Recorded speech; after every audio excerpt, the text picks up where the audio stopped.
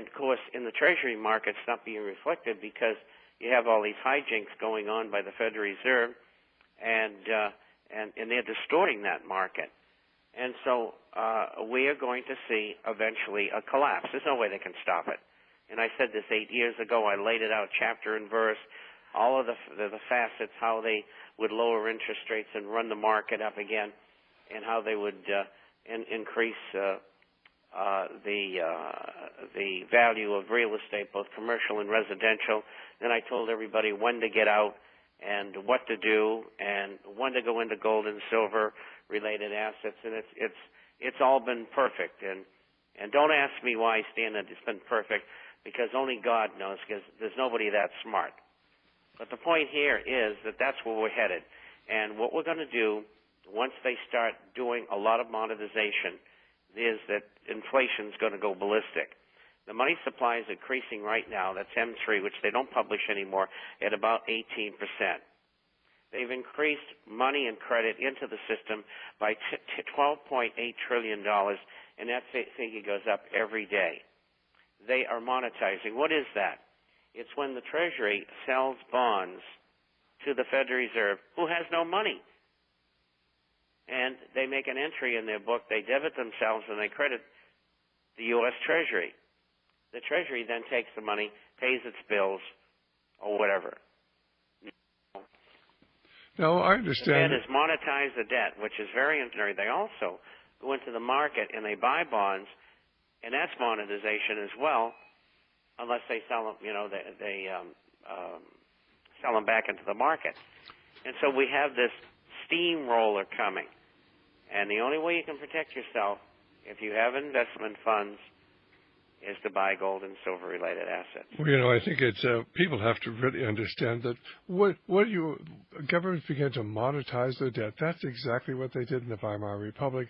That's what they did in Zimbabwe, where they developed runaway inflation. They're talking about they got to 186 trillion percent inflation a year, and then eventually, because remember they were totally under our control. We were financing this experiment in monetary irresponsibility. We finance Mugabe in the name, of course, of humanitarian aid, and we funnel all sorts of money into him to keep him and his thugs in the military and in the police in power, and they destroyed that nation. Was this a trial for what's going to happen in America? I certainly hope not. But, I mean, the real problem that we face is the potential inflation, the destruction of the value of our currency coming down the line. Now, Bob, did I read in the forecaster that some of the other countries are beginning to monetize their debt? They certainly are. And Great Britain is the leader of the pack. Who else? Along with the U.S. Treasury and the Fed. And Switzerland is monetizing corporate bonds, something I never thought that they'd do. And sooner or later, the Swiss currency is going to pay for that. And that's why I withdrawn any recommendation of being long Swiss francs, because why would they do that? I mean, there's no reason other than they're under political pressure from the United States government and Europe to do that in behalf of those governments, because they're under pressure for hiding people's money for them. Well, what about in Europe want to get at that money and that gold that they've got in those vaults in Switzerland that belong to their citizens. Well, now, what about certainly what's going on in Japan? My understanding is Japan is getting into more and more trouble. They're just getting this tremendous debt, I mean, even much, much greater than ours, at least, apparently. Although maybe they've got a more honest accounting system. Our real debt, of course, is about $65 trillion, $55 to $65 trillion if you use the general accepted accounting principles. That's the GAAP principles. But what about Japan? Apparently their economy is beginning to contract. Their exports are beginning to contract, and they're facing a real cutback in jobs over there, aren't they? Yes, they are. And their problems began in 1992, and they did the same thing that we're doing now, and England's doing, and now evidently Switzerland is doing, and the rest of the world is doing. And that is just printing paper. And it's not going to solve the problem, because all it does is treat the disease. It doesn't go to the heart of what causes the disease and fixes it, which is purging of the system, whether it's a human system, and you as a doctor know that, or whether it's a financial system. The concept is the same. And so we're not going to get anywhere doing what we're doing.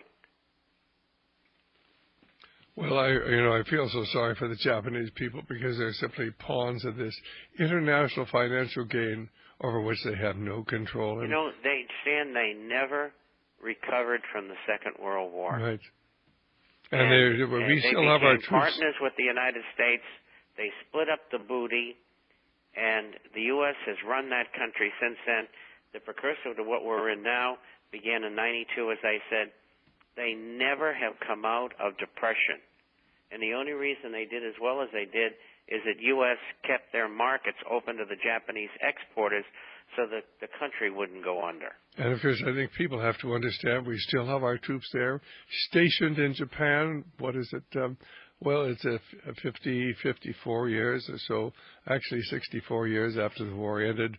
Why do we have our troops stationed there? Because we're occupying Japan, and they're totally subservient to the dictates from the American State Department, which is controlled by the Trilateral Commission and these elitists who run our country. And the same thing really, of course, is true of Germany and South Korea. We keep our troops there to keep the governments in line. And if you think that we have our troops there because, of course, we're concerned about the threat of North Korea or, I don't know, China, or we keep our troops in Europe because we're concerned about Russia. We've been funding Russia, keeping them afloat. And yet, of course, we're giving money away all throughout the world. At the same time, we're having to go out and borrow about $3 billion a day now, Bob? It's about $2.8 billion or less. Well, that's an awful lot of money, and it looks to me like we're going to be running a deficit of pretty close to $2 trillion this coming year. What are your thoughts? They say it's going to be about $1.2 trillion, but I can't believe that. Do you? It's 2.5 right now. You think it's 2.5? You mean you think I'm too conservative? Keep on going up. All right. And Congress is back in session now, and you're going to see a Donnybrook there over all of the stuff that's going on financially with the Treasury and with the Fed. And then the FDIC has requested $500 billion, and the Pension Benefit Guaranty Corporation, which insures about, I'll guess at 35%. And the pension I funds. heard the music. The pension funds are in real trouble. A lot of and they want $500 billion too. Right. And was that the FDIC or the both of them? That's $1 trillion between the two of them. Right. And basically, I mean, if Ev Dirksen was alive, now we'd say $1 trillion here and $1 trillion there. $1 trillion here, $1 trillion there, and pretty soon you're talking about worthless money, ladies and gentlemen. And people better understand where we're headed and where we're going. We're heading to the destruction of the dollar. And, of course, with that, the financial stability of our nation.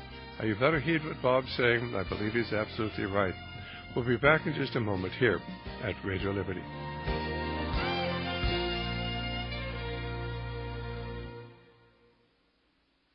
Well, Bob, what are some of the big issues you'd like to bring out in this program today? Well, I think we've really touched on some of the hot ones today, the market being down about 300. And it's important that this market get broken and 6,600 get tested, because people got to realize that this is all smoke and mirrors. It's propaganda. It's misdirection. It's misinformation. We have a government and a business community in America, in Wall Street in particular, and in banking that is absolutely rotten to the core. No modern nation has ever acted in this manner. Terrible. And if you have money in the stock market, with the exception of gold and silver shares, you better get out. We get our subscribers out at 14,000. We've been meeting new people all the way down and getting them out and getting them into gold and silver related assets. And that's the only way you can protect yourself. And so we saw a major rally in gold today. It went up almost $20. And I think that's going to continue. I think it's going to swing around and go back up and challenge 1,000 again. And the manipulation of all the markets cannot keep going indefinitely, because there are some people in Congress, like Ron Paul and a few others, who are forcing the issue of what government is doing in conjunction with the Fed in corporate America. There are some people left who do not want a corporate fascist state, and that's exactly what we've got. And it doesn't matter what political party's in power or who the president is, they're all in on it except for a handful. And of course, the thing is, people have to really understand there really are organizations out there like the Trilateral Commission, like the Council on Foreign Relations, like the Bilderbergers. But what nobody wants to talk about is they are all founded in the occult. And then we, of course, got the Lucis Trust and the Rosicrucians and the Masons and the Theosophists and Skull and Bones and the Bohemian Grove, and we could go right down the line. But all of these organizations have one goal in common. And that, of course, is all-powerful government, a one-world government, a one-world currency, and the destruction of Christianity. And when you see that, things really begin to make sense, don't they, Bob?